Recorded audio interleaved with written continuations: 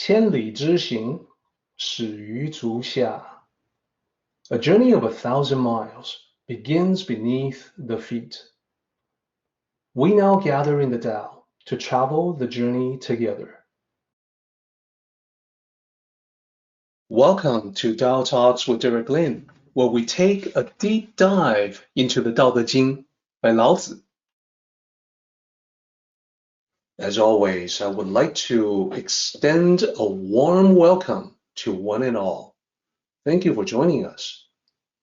I would like to invite you to center your thoughts and direct your attention to this moment in time, to the here and now, to be fully present and mindfully aware as we all ready ourselves for this sacred process in the Tao with one another.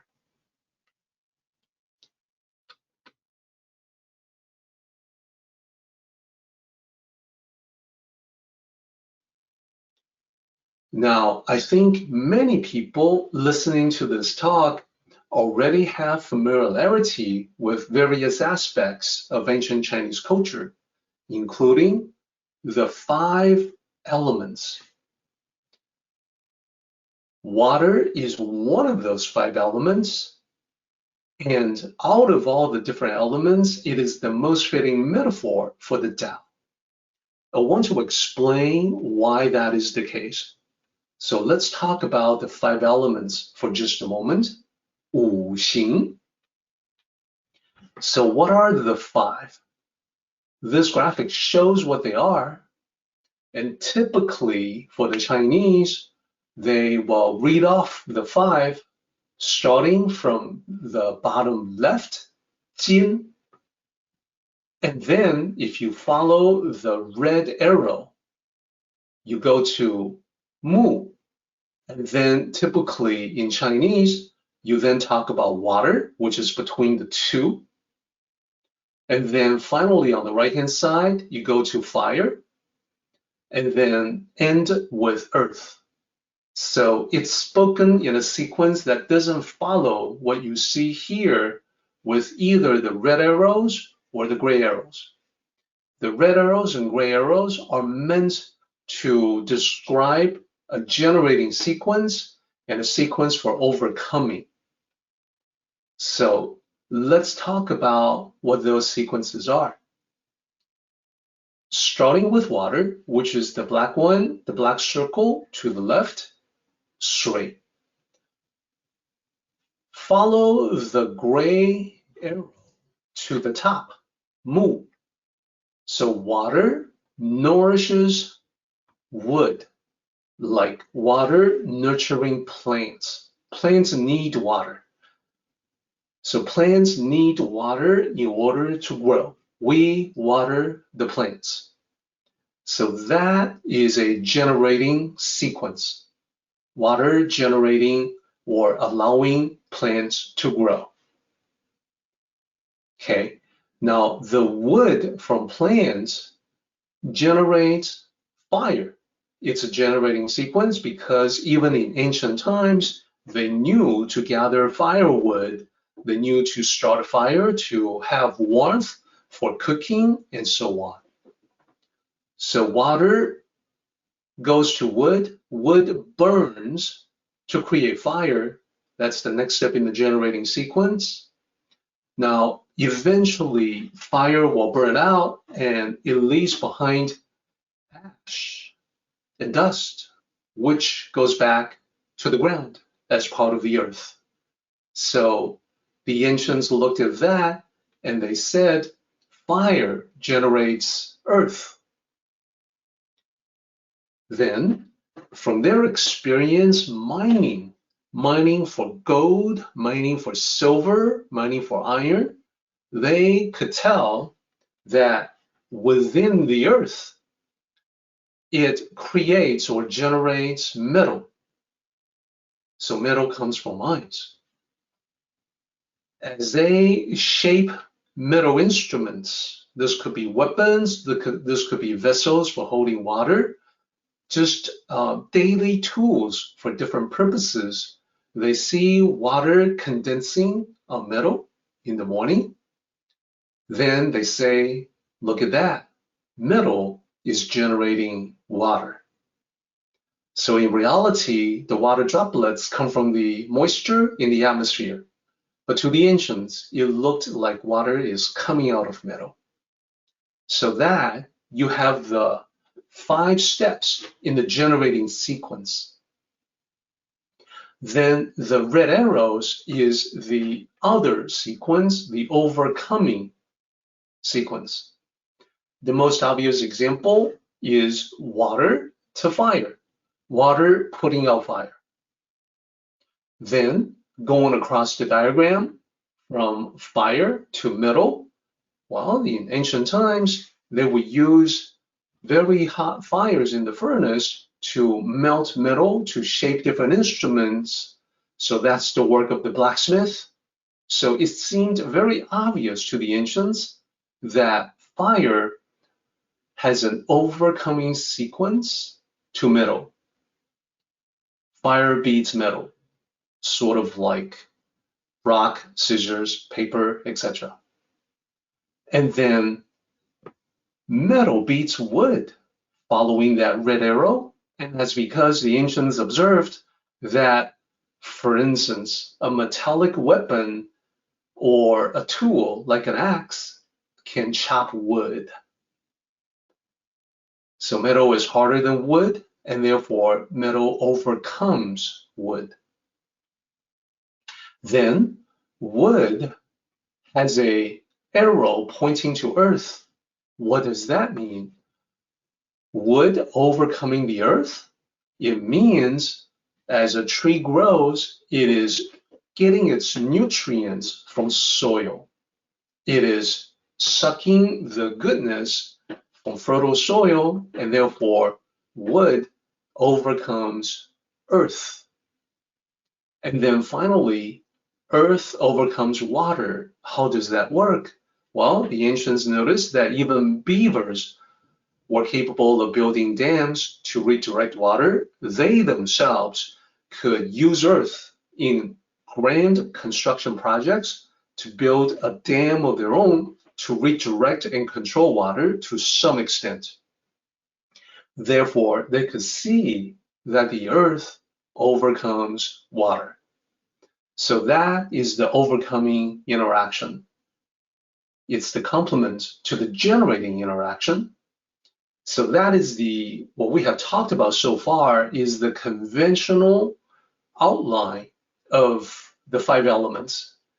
And also they're known as the 5 phases, but let's stick to the 5 elements. It's the more common term to describe the interaction sequences. Out of all these, we are now going to take another step in Tao philosophy and highlight water. Water seems like the most pliant, most flexible among all of these, the most versatile, taking different shapes. It may seem to be the softest and the weakest, but it is actually the strongest. And I want to explain why the ancients thought that way. So one element out of this entire thing is identified as the one, the most powerful. And here's a diagram to showcase that. Now you can see I've got the elements lined up on the left-hand side. I've got water singled out in terms of its interactions with those elements. So the ancient sages noted it is the nature of water when interacting with these elements, it has a way to defeat all 4. With metal, it is the nature of water to corrode, rust, and eventually erode metal. What about wood? Well, you put wood in water and put those together, and you quickly see it is the nature of water to soften, rot, and disintegrate wood. Wood is eventually dissolved in water. Then what about fire? Well, that's the obvious one. We see how water can extinguish, put out, or snuff out fire. And then what about the earth? We talked about how earth can beat water in terms of building dams as an example, but then at the same time, as the ancients have noted, water over the course of time, drilling through rocks, capable of carving out and sculpting terrain, mountains, canyons, valleys. And then water is also capable of seeping into and dissolving dirt, clay, rocks, etc. So water has the ability to overcome anything given sufficient time. And that is why on the right-hand side, I have the Chinese character there for strong. Not usually talked about, it's a hidden strength, but a hidden strength that water exhibits. At the bottom, we have the effect, the nature of water in relation to everything, everywhere, meaning every place, and everyone. So no matter what it is, no matter what elements, no matter what things we're talking about in the material world, it is the nature of water to flood, inundate, and cover up. It has the ability to contain all things. It is possible for water to inundate, overwhelm anything. What about everywhere? Meaning every place. No matter where you go, no matter what place you look at, if there's water there, water will naturally flow to the lowest point, and it'll stay there. It'll occupy the lowest point. Ancient sages will point to this, and point to this being the natural tendency of water because it is exhibiting a natural virtue of humility. Then the sages would also point out that human beings are not like that. Human beings will get to the highest place so they can be seen, they can be more visible, they can have a higher profile and attract attention. Water, in contrast to that, goes to the lowest point. This becomes even more significant later on as we talk about applying water to life. And what about everyone? Well, no matter who you are, water will float or sink all the same way. This is when we have expressions like the high tide floats all boats. Now, it doesn't matter what the boats are. It doesn't matter if the boats are big or small. High tide is going to float all of them, from the largest cruise liner to just a skiff. Water is always seeking its own level. That's another saying that we have. And no matter what level it is assuming, high or low, it applies to all equally. There's a lack of favoritism for anyone. Water doesn't give anybody special treatment. Applied to life, this means water is naturally egalitarian. If we were to emulate water, we would be not only humble, the virtue of humility, but also we would treat everyone the same.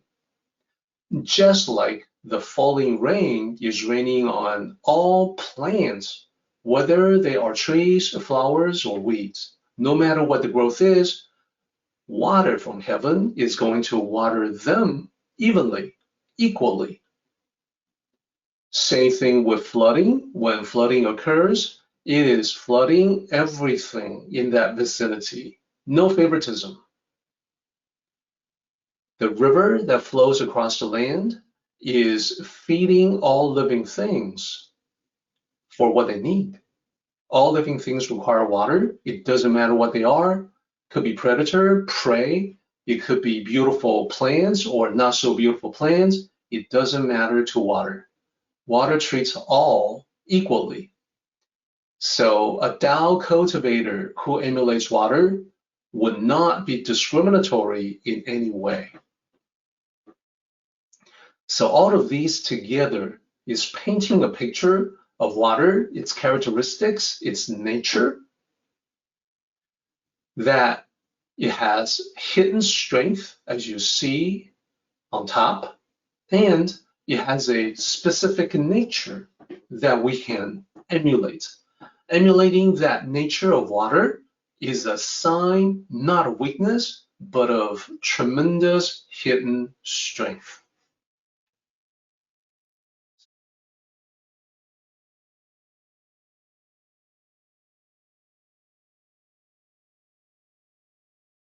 Our meeting has come to an end, but the journey continues on. Let us all travel safely so we can meet again. Until next time, may the Tao fill you with peace and happiness.